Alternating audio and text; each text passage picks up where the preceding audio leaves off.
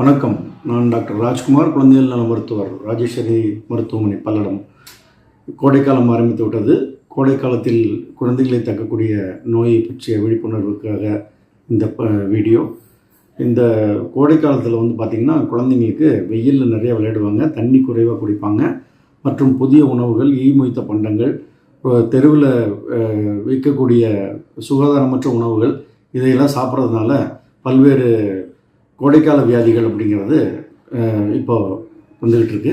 இந்த கோடைக்கால வியாதிகளில் முதன்மையானது என்னென்னு பார்த்திங்கன்னா, குழந்தைகளுக்கு ஏற்படக்கூடிய வியர்க்குரு, அலர்ஜி, ஸ்கின் ரேஷஸ் வரலாம். அதே மாதிரி பார்த்திங்கன்னா அதிகமாக வேர்த்து அதனால் கொப்பளங்கள் ஏற்படலாம். இன்னொன்று, நீர்ச்சத்து குறைபாட்டினால வெயிலில் அதிக நேரம் விளையாடிட்டு இருக்கிறதுனால சரியாக தண்ணி குடிக்காதனால சன்ஸ்ட்ரோக் வரலாம். இன்னொன்று பார்த்திங்கன்னா டிசென்ட்ரி, இது போன்ற வயிற்றுப்போக்கு நோய்கள் இதெல்லாம் வரலாம். சிக்கன் பாக்ஸ் அப்படின்னு சொல்லக்கூடிய இந்த சின்னம்மை மற்றும் அம்மை நோய்கள் வர்றதுக்கான வாய்ப்புகள் இருக்குது.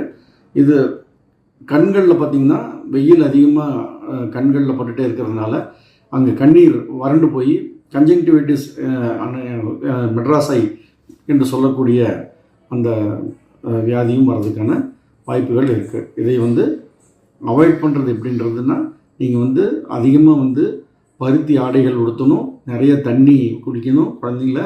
இன்னொன்று, நீங்கள் எவ்வளோக்கு எவ்வளோ குழந்தைகள் வெயிலில் விளையாடுறாங்களோ உடனே அந்த வியர்வை அங்கே உடம்புல தங்காத மாதிரி ஒரு நாளைக்கு 2 முறை குளிக்க வைக்கணும். வீட்டில் சமைத்த உணவுகள் கொடுக்கணும். நீர்ச்சத்து அதிகமான உணவுகள், தர்பூசணி மற்றும் ஜூஸ், இது மாதிரியான உணவுகள் அதிகமாக குழந்தைகளுடைய உணவு பழக்க வழக்கங்களில் சேர்த்துக்கணும். வீட்டில் தயாரிக்கப்பட்ட உணவுகள், ஃபைபர் ரிச் ஃபுட், வாழைப்பழம், வெள்ளரிக்காய், ஆரஞ்சு, சாத்துக்குடி போன்ற பழங்கள், இதையெல்லாம் அதிகமாக சேர்த்திக்கணும். வெயில் இருக்கிற நேரத்தில் வீட்டுக்குள்ளே விளையாடுற மாதிரியான விளையாட்டுக்களை சொல்லிக் கொடுக்கணும். வெயில் குறைவாக இருக்கக்கூடிய நேரங்களில் வெளியில் விளையாடக்கூடிய விளையாட்டுகளில் குழந்தைகளை ஈடுபடுத்தணும். ஆரோக்கியமாக வாழ வாழ்த்துக்கள். நன்றி.